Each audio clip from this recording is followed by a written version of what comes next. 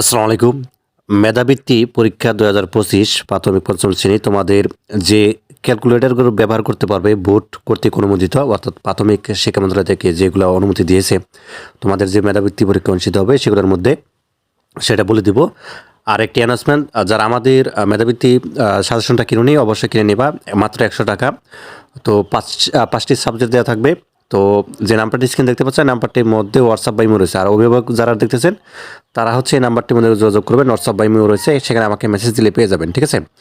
আর পেমেন্টের ক্ষেত্রে নগদ বা বিকাশে করতে পারেন। আচ্ছা, যেহেতু গণিত পরীক্ষার মধ্যে হচ্ছে যে ক্যালকুলেটর এটা ব্যবহার করতে হবে, তো এখানে যে সিরিয়ালগুলো বা নাম্বারগুলো দেওয়া আছে দেখতে পাচ্ছেন যে FX 100 MS যে ক্যালকুলেটার, একটু আমি পরে ছবি দেখে দিব আসলো ক্যালকুলেটারের যে আসলে কোনগুলো ব্যবহার করা যাবে। এবং FX 991, ঠিক আছে, মানে 991 যেটা রয়েছে সেটা কিন্তু ব্যবহার করতে পারেন।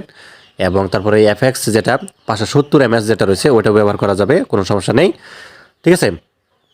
তো যেগুলো দেখতে পেলেন এখানে দেখতে পাচ্ছেন যে মূলত এই যে সাধারণ ক্যালকুলেটর রয়েছে যেগুলোর মধ্যে হচ্ছে কোনো অতিরিক্ত ডিজিটাল কোনো নেই, যেগুলো হচ্ছে অঙ্ক সেভ করা যাবে না বা হচ্ছে অর্থাৎ ডিজিটাল না, ঠিক আছে, সেগুলো হচ্ছে ব্যবহার করা যাবে। এবং অতি সাধারণ যেগুলো রয়েছে সেগুলো ব্যবহার করা যাবে। এখন দেখতে পাচ্ছেন এগুলো কিন্তু সহজে ব্যবহার করতে পারে শিক্ষার্থীরা বা পরীক্ষার্থীরা, ঠিক আছে? তো এই হচ্ছে বিষয়, অর্থাৎ একেবারে সাধারণ ক্যালকুলেটর যেগুলো রয়েছে সেগুলো কিন্তু ব্যবহার করতে পারবে, এটা অনুমতি রয়েছে। ধন্যবাদ সবাইকে।